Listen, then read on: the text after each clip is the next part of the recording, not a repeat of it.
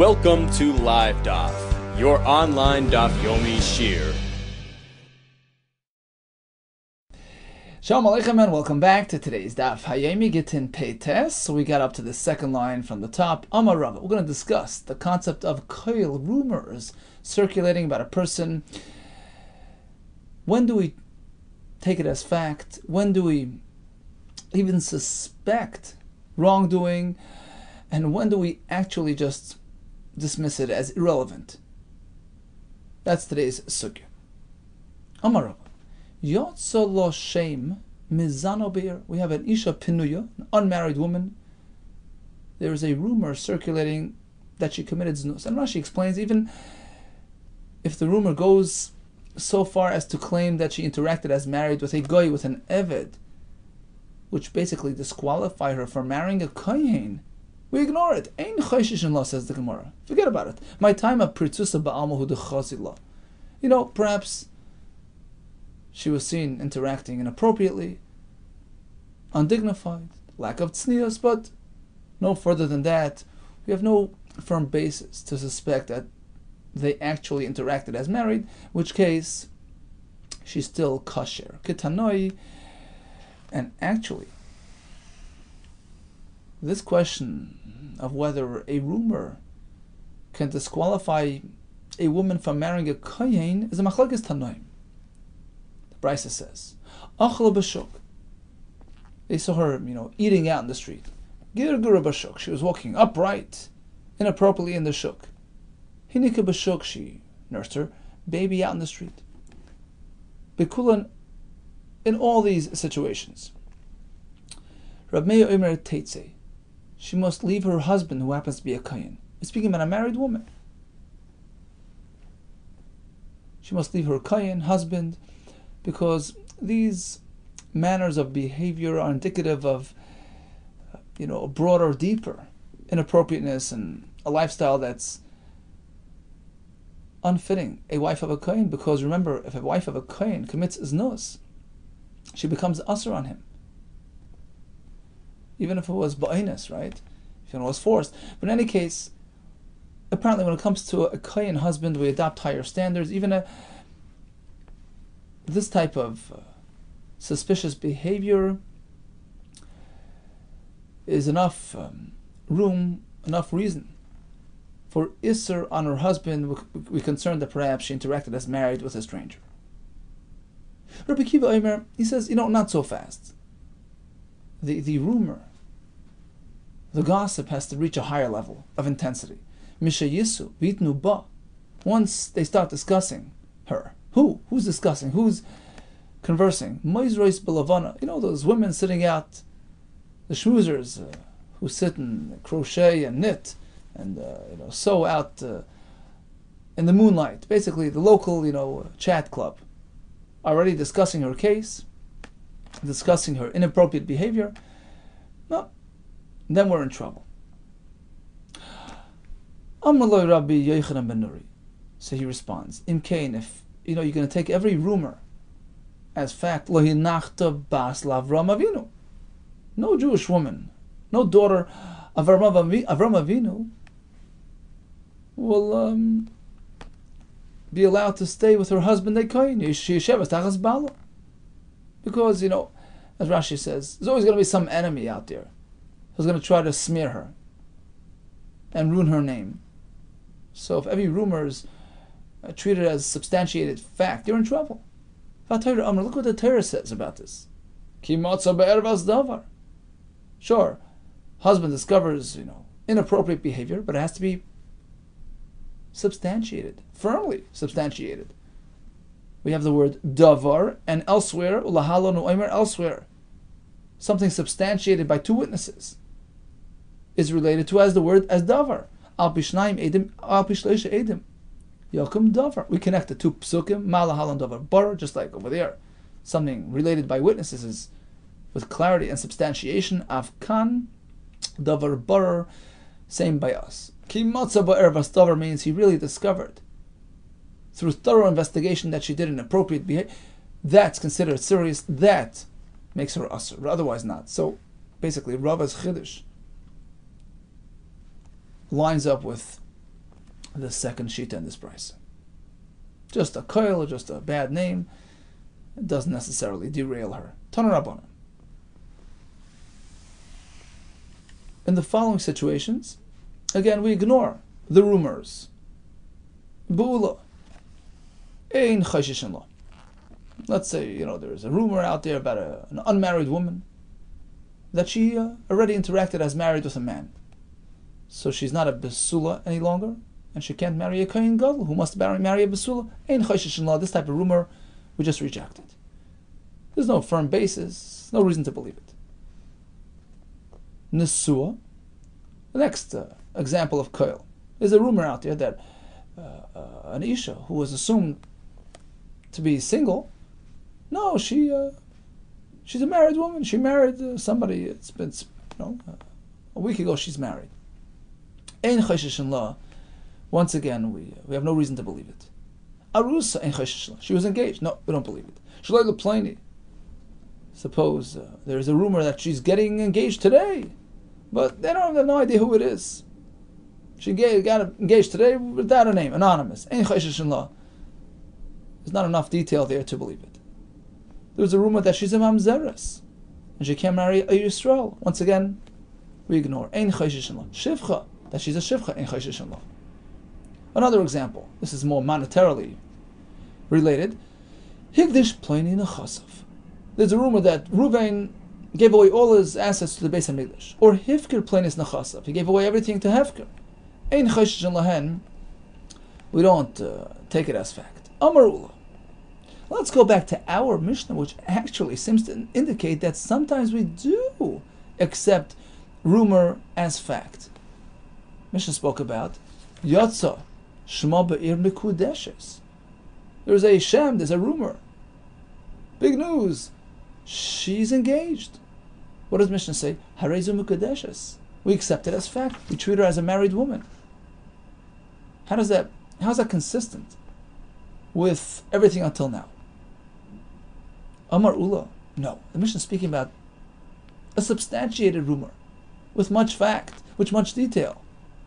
The Mishnah isn't speaking that it was just some sort of gossip, some sort of rumor circulating. Ella was speaking about something much more detailed and verified. The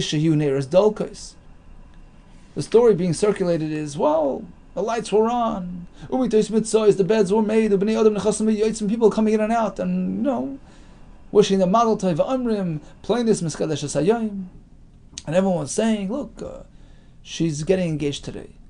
That's called a substantiated rumor. That has firm basis, and that we believe. What do you mean? She's getting engaged? Who says she will get engaged? Miskadeshes. But then maybe it didn't really pan out. She never got engaged. Ema, rather, let's modify it. People are speaking about the fact that she did get engaged today. Plain is niskacha hayim. That's what the Mishnah is speaking about, and that's what we believe. V'chein Tani Levi. By the way, Rashi, all the way on the bottom, the last line, he says, Rashi seems to learn that the whole, this whole concept of believing a koil, even when there's firm basis to believe it, is midrabanan, because, it appears like, in fact, it's true, has credibility. So we go with it. Okay, in any case, it has to be firmly rooted in fact. V'chein Tani Levi, likewise, Levi explained in his Brisa, to elaborate on the halacha and the Mishnah, we're speaking about a solid rumor, lo yishmu kol havar, not just schmoozing. Elok the issue near is dolkos mitzois, and ashim toivit le'arner, and the women are busy doing their work. Le'arner, with all these lights going, with the cameras flashing and clicking, with smeichas law, and they're happy for her va'imers, and they're all publicizing the latest news. Plainis miskadeshes hayoim. And the question again is miskadesh. She's getting engaged. Who said it happened? Amar Papa. Ema, rather, what they're saying is plain is niskacha hayom. In fact, it happened. And the same thing was said by the next Amar Rabba Bar Chana, Rabbi Yehuda, all the same thing. It's not enough just to hear some vague news. The lights are going. The beds are made. People are coming in and out. Amru. Now. Amru davar zeh. If when people, guests left at home, they're saying Amru davar. If they're saying exactly, as we described that this woman was neskacha today, yep, zehu koil, that's the koil that we accept. Loy Amru davar, but let's say they're not relating this fact. Zehu amasla. Oh, this is the amasla which the Mishnah speaks about. That breaks the koil, that disqualifies the koil. So in the Mishnah we had an example of amasla as follows. People are speaking about an isha getting married, but maybe, the ring was thrown in her direction, we don't know if it reached her. That's called an amasla, sort of a disclaimer. So likewise over here, if people are not being specific, that's an amasla. Says, what do you mean? That's way worse than amasla. Amasla means you have, on the one hand, the news, and then you have the disclaimer. But here, they haven't even said anything. They haven't gotten to first base. Lo amru, if they haven't told us the fact that she was in the Skadish, v'lo amru v'lo klum, then there's nothing. There isn't even a koil. They haven't said anything. So why does he have to say lo amru is an amasla? Says the Gemara, there was some halacha that he was trying to teach us. There's a new twist here. You see, how soon after the koil can the how long after the koil can the amasla still prove as a disclaimer? La'afuki with Rabba Barafuna. He's coming to undo Rabba's halacha. The Amar who tells us that the amasla can come out 10 days later. Today she was engaged, and then 10 days later you hear something that puts the whole thing into questions the whole thing. That's also an amasla. It doesn't have to be immediately. Amasla sha'amru afilu mekan vad yud yamim. A belated amasla works. Kamash B'lan. That's what the Gemara is telling us here. No, it's too late. Amasla has to accompany the koil. So that's why he said like this: Lo amru. If the guests coming out of this home are not promoting the story, they're not telling us what happened. Hu dahavi amasla. That's like an amasla. It's like if they're not speaking clear things, we hear about a celebration, but they're not actually stipulating that there was a kiddushin.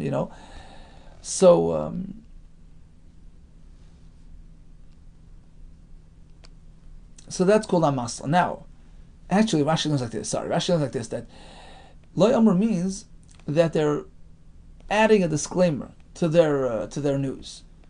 On the one hand, they're saying, it appears that she was in Skadish, and then they say, no, the ring was thrown there, and we don't know where it landed and what happened. So even though they're telling us she was in Skadish, but it's coming along with a disclaimer. That's called an amasla, because there was an immediate, simultaneous undoing of that rumor. But if it's not immediate, it's not simultaneous, it's a week later, then we ignore the disclaimer. Too late. Ha'amru, but if they simply relate the fact that there was kedushin without amasla right away,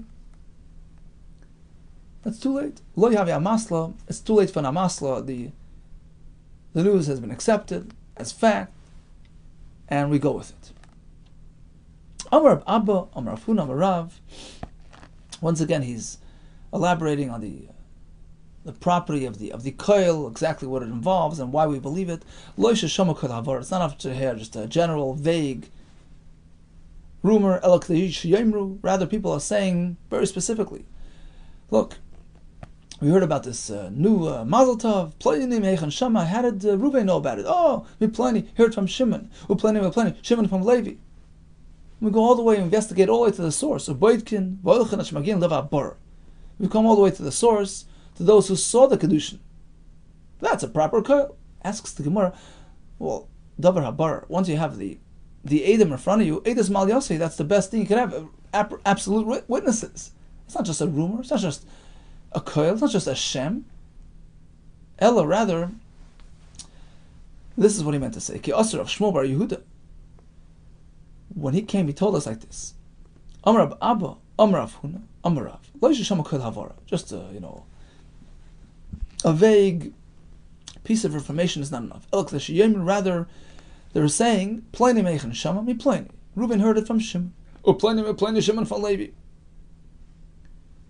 And we know the alleged source of this information, two Eidim, but they're not here, they're out of town. They left town. So we almost got to the source, but not really. So that's not really Eidus, but it's enough to be considered a substantiated and a valid koil, and we have to go with it. Here comes a new question. Suppose there's a rumor circulating about whatever. Do we try to subdue it, silence it, or not?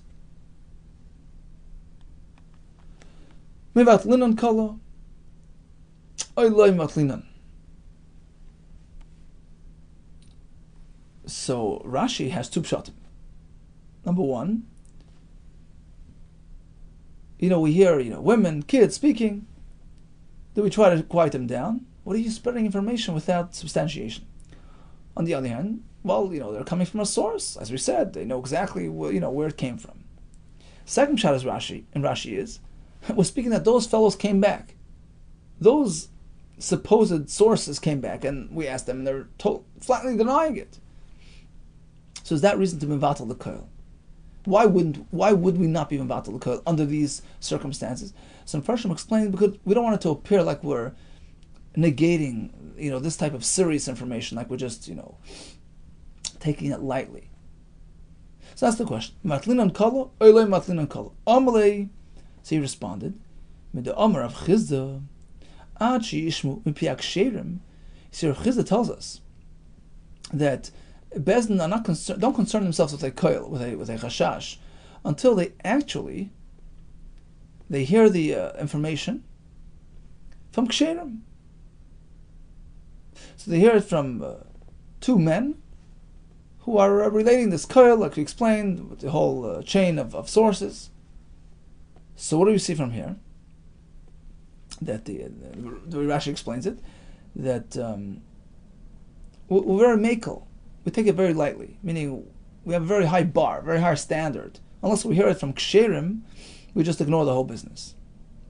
So likewise, regarding our question, if it so happens to be that we went back to the source and it turns out to be untrue, we're just going to go do away with that rumor. Shema Mina, that proves to us that Mevatlin and Kala, in fact, we're Mevatel the Koil. Amalei, so Abai responded, Adrab, just the opposite. You see, that was Rav Chizda's approach. We have a very high standard of verification. But Medara of Sheshes disagrees. Afilu Mipi Nashim have a Koil. Even if women are promoting this rumor, it's also a proper Koil. So we see our standards aren't so high. It takes less to make us concerned. Shema Mina, Loy Matlin and Kala, that gives us reason to believe that we're not Mavatal Koil. Amalei, so he says, you know what? You're right and you're right. They're both right. It depends where you live. It depends on the Minig HaMokkah. Asr Vasaninu. Depends on the Asr on the place. Besura, in the town of Sur, Mevatli Kala. Bezdin would attempt to shush down the rumor. Benarda, Loy Mevatli Kala. Continues the Gemara with several examples of amaslo, disclaimers that undo the effect of the koil. There was a rumor about this Isha that she got engaged to a certain, Talmud at the yeshiva.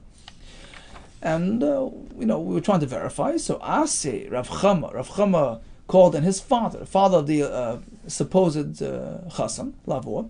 Armali tells me, tell me all about what happened. What exactly took place? Armali says, look, my son really was Mekadesh, but it was on condition, Altnai Kaddish. He did it on condition. On condition he doesn't travel to a place called Beichuzoy, and he traveled there. That's where he ended up. That was the whole story. That's the long and short of it. Amalei Rav Chama says, well, now we got the story straight, and we could just do away with the whole Kiddushin. Kiva de beidna davakala.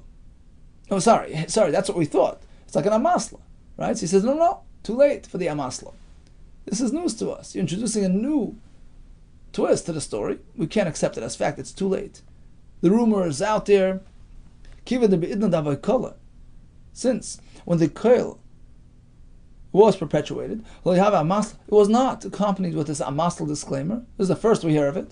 Lav kol keminach, the maslakas amasla, you have no right to go introduce this amasla, and she may not marry somebody else until she gets a get from this fellow. Another story.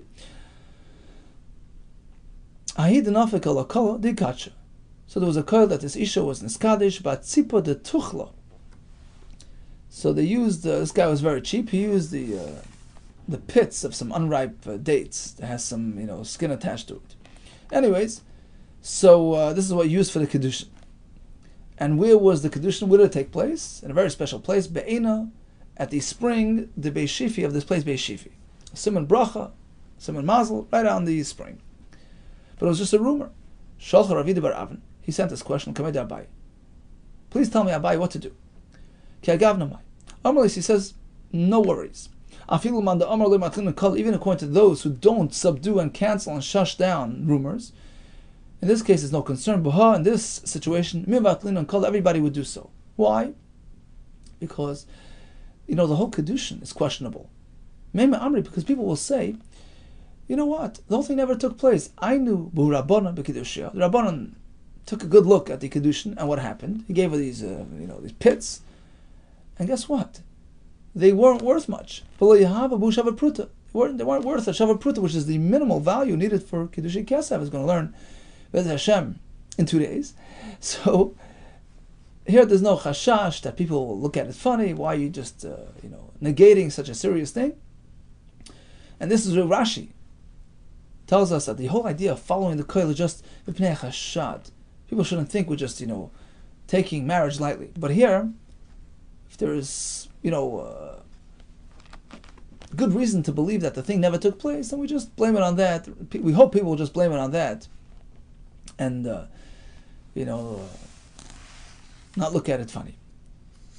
Says the Gemara, he did nafik Allah the kacha, the kacha, kala the kacha. Again, we have a pluya, an unmarried woman, and there's a koil out there that she was niskadish lechad mibnei planya.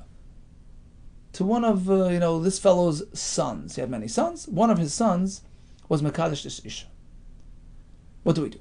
Amar Rava, once again, we're safe. Afilu man da Amar. Loy matlin kala, even according to the Shita, that we're not mevatel koil. But matlin here, we just do away with it, because once again, there is an easy way out. Meima Amar, people will just say, Inu bu Rabban b'kedushay. Rabban took a close look, they investigated the matter, and guess what? B'kedushay katan havu. This fellow had a son who was underage, and he was the one who was Makadasher. It's worthless. Another story about an Isha, and there's a call circulating about the fact that she was Niskadish to a minor, underage boy, younger than Bar Mitzvah, but he was large and physically large. He looked like a Gadol. And the question is, whether we should be chayshish for this koil and require a get, because perhaps he appears like an adult. Amalei Rav Mardach Ravashi, not to worry.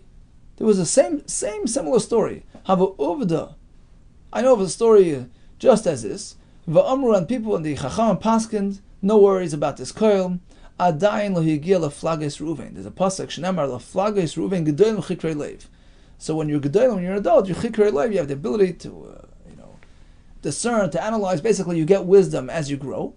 And everybody saw that this boy, although he was large in size, but he didn't have the maturity level of an adult, and it was pretty clear that he's a minor. No concerns. Nobody will think it was a kedusha. Okay, so far we have like this. In order to reckon with a koil,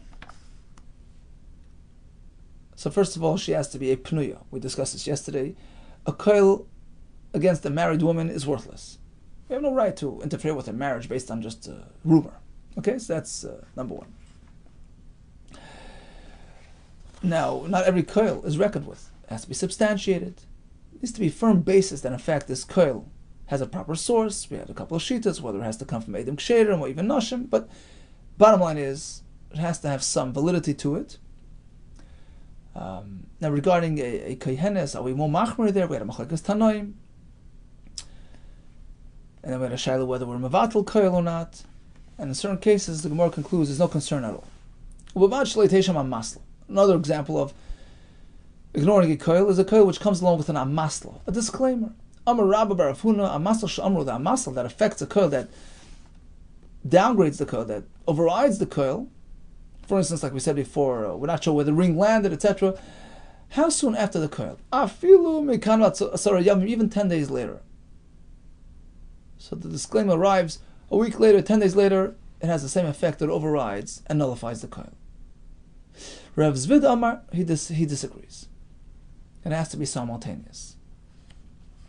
V'mokem ha'masla, choshishin la'masla. Sorry. Rav Zvid is coming to tell us a chiddush. Even more cooler than Rabbah. You see, Rabbah Rav Huna was a chiddush, which we had an opposing sheet on Amar Aleph. So that was the machlekes there. Rav Zvid actually is coming to be mekel. He says like this: even if there's no clear-cut disclaimer, but there's some makim or pesach, says Rashi, some sort of opening. There's reason to believe that perhaps there's an amasla. We can sort of develop a disclaimer. Chayshin amasla. So here, interesting. The word chayshin is not l'chumra. Usually chayshin is a chumra. Here, the other way around. We assume we're allowed to suggest that in fact it was an amasla, even though we haven't heard clearly about an amasla. But even a suffix amasla is okay. And when vatal the koil, Eisver popular of Zvid. How could you say that? Uvat shaloi teisham amasla. Mishnah says a koil works if there's no amasla. If there is no amasla, there's no koil. But you need an amasla. You can't just imagine amasla. That's what the Mishnah is saying as well. You don't need an actual factualized amasla. Even a hint of an amasla allows us to suggest that there is one. You don't agree with that? That even a mokim of amasla is enough? Vatnan. We have a Mishnah in Maseches Yevamis. So, before we begin, we have the whole sugi, if you remember, in Perek Isha, Rabbah. So we discuss a story of a husband who left town. She got word from one aide that he passed away. We allow her to remarry, and which is obviously a tremendous exception. One aide? Well, the answer is because we assume that she'll, thoroughly investigate the matter. She'll ask passerby what happened to her husband, and she'll conclude as per the facts. So if she goes and remarries, we assume she did, due diligence and was responsible. And in fact, he had passed away. Now, turns out she remarries and he shows up. We come down very hard on her. A lot of consequences. Right? It's in order to, sort of maintain that deterrent factor. So the fact that we come down very difficult, very hard on her, that will serve as an incentive. It will motivate women to, in fact, investigate the matter thoroughly before they proceed with life. But let's say she was just niskadish. She took a ring. She got engaged. But not niskacha. And then husband shows up. No harm was done. Muteres, lachser, loy. She can just go back to Reuven. The question is why?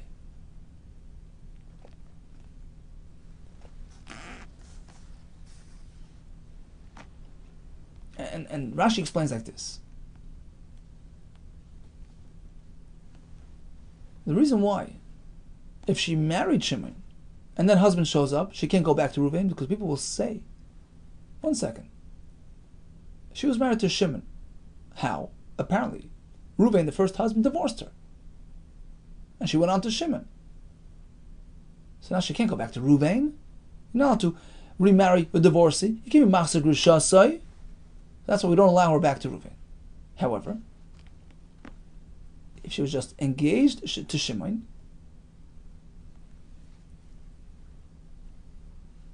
then Reuven shows up, she can go back to him.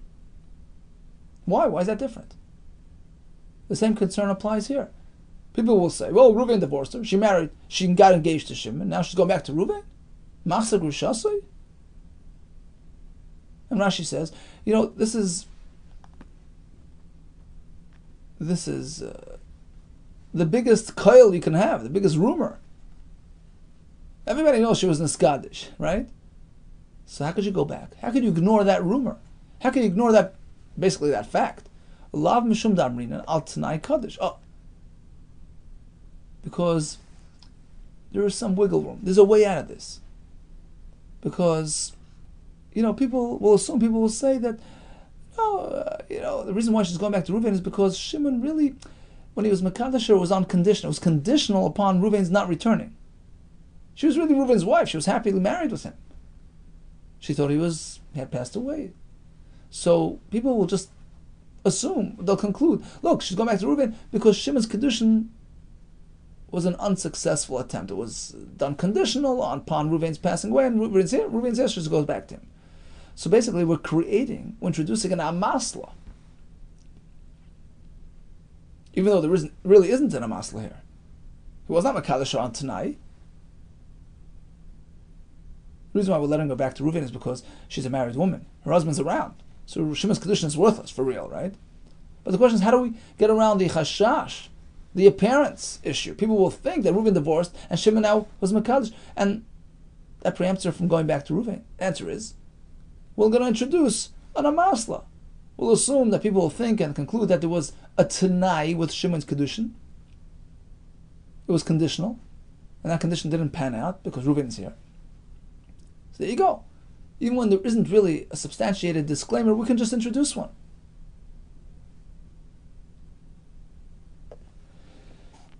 Says the Gemara, no, it's not because of this, concocted disclaimer. Shani Hasam, there it's different. The Asi Baal V'Kama Arer. The reason why we let her go back to Reuven is because her husband's right here, yelling and screaming, I'm your husband, I'm here. So everybody sees that he didn't divorce her. So he's not being machzeh grushasai. So that's the reason why she can go back. If that's the case, nisas nami. So the same rationale can apply to a case where she married Shimon. Not just in Skacha, she married Shimon. Husband's yelling and screaming. So why don't we let her go back? Says the Gemara, Nisis the Avdi Isura Kansur Rabbanon. The reason is like this, very simple. When she got married, that's already an Isur. She wasn't careful. She didn't investigate the matter thoroughly before she married. She did an Isur. So we penalize her. She can't go back to her husband. Like we explained before, that serves as a deterrent, that serves as a very strong motivating factor, so that she gets clarity before she proceeds. But in Skacha, she was just engaged. That's not so terrible. With the Isur, there was no Isur actually done. Like Kansur Rabbanon, we don't apply the Knas. And she can go back home. So we try to prove from this halacha that even unsubstantiated amasla can be introduced. We haven't really worked that out. Amar Vashi. Two things regarding a koil. Kol kolod lo yischazak b'beidina, lav kolahu. A koil which was not investigated by the bezdin is worthless. Next, Amar Vashi. We had this before. Kol kolod debasar nisur lechashin. Any koil which surfaces after she marries. So if it surfaces regarding a single woman, sometimes we accept it, but you can't interfere with a married couple. Lo yichashin, we leave it alone.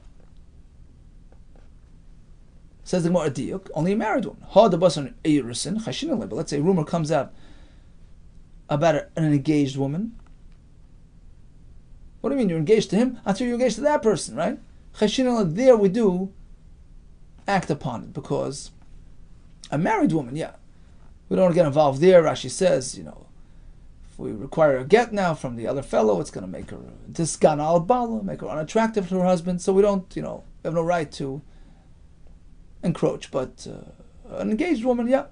Rav Chaviva Amar no, afilu debasa erisin nami l'chashin. Even erisin stops the coil. Vilchas l'chashin, that's how we paskin.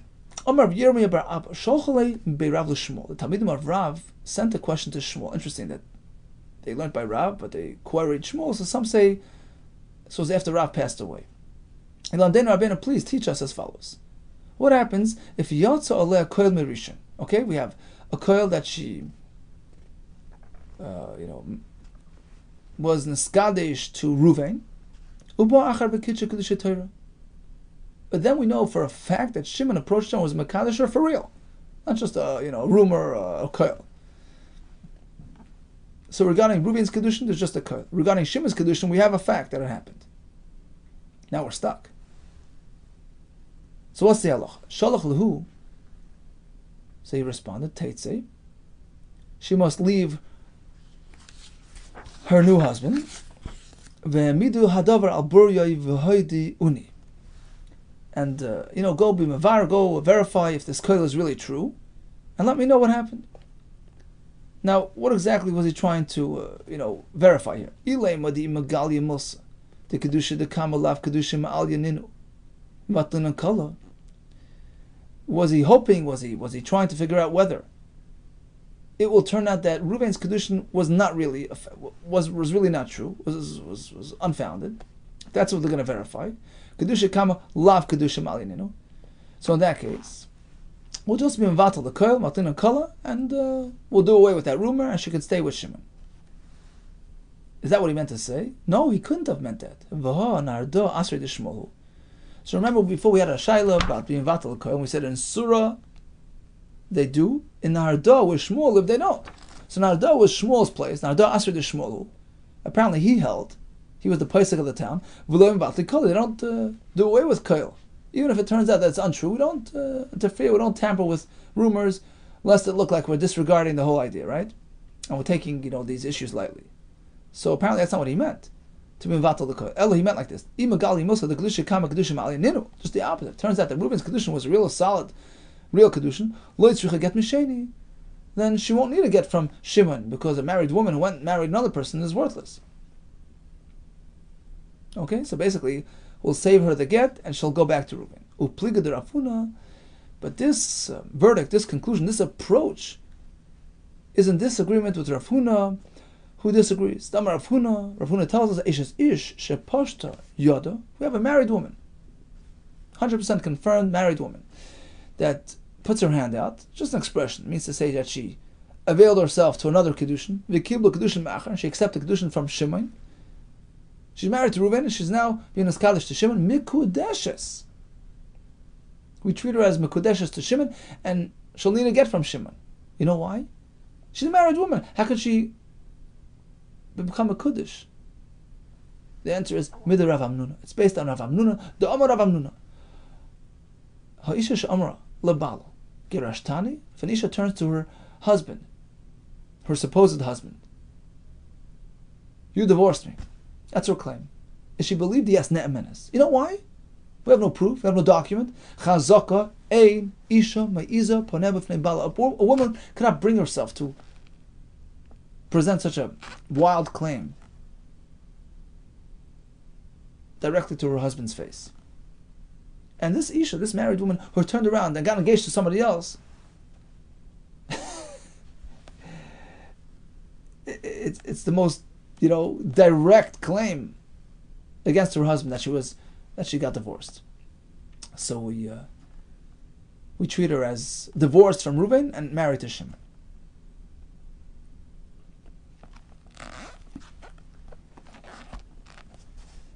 So back to our case, where there was a kedushin, a suffix kedushin from Reuven, and a vada kedushin from Shimon. She wouldn't have brought herself to do that. To be makabel kedushin from Shimon if she was really married to Reuven, so that's the biggest raya that she's not married to Reuven. V'idach. Now Shmuel, who disagreed, he held that there is still some chance that she was married to Reuven.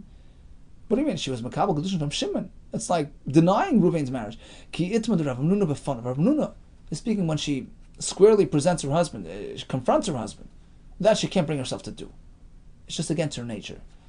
Shalai b'fanav miza, but if it's not in his presence, you never know. Maybe she'll be brazen and claim it, even if it's untrue. So here as well, she was makabel kedushin from Shimon. She wasn't standing in front of Reuven, so you never know. It doesn't provide any indication whatsoever that she's unmarried to Reuven. Now, let's say we couldn't figure out what happened. So Shmuel suggests that they go and they verify. They couldn't figure out exactly what happened. They couldn't confirm, the source of this rumor. So back to square one. We have a koil about Reuven being Mekadosh, and we have a vada Shimon being Mekadosh. What do we do now? Amar Rav Huna, Megarash Rishon v'noiseh Sheni.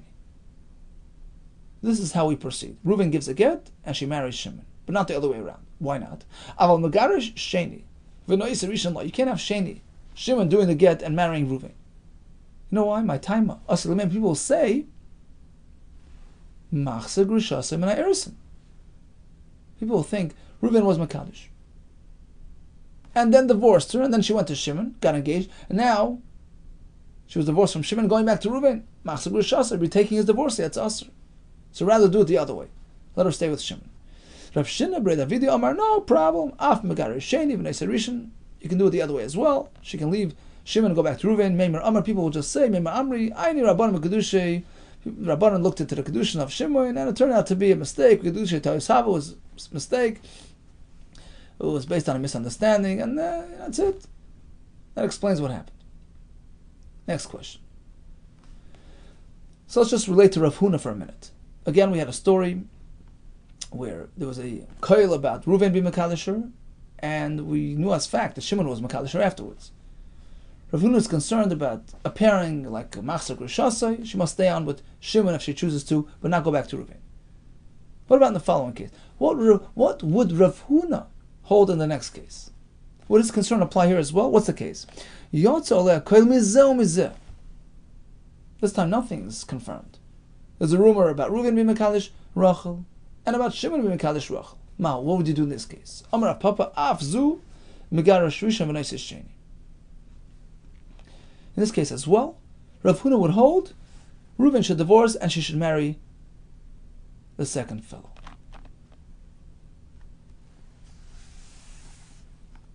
Even though they're both just rumors, same concept, the same concern. We don't want people to think that she left Reuven through divorce, went to Shimon, and now is going back to Reuven. Machzor Grishasai. Stay with Shimon.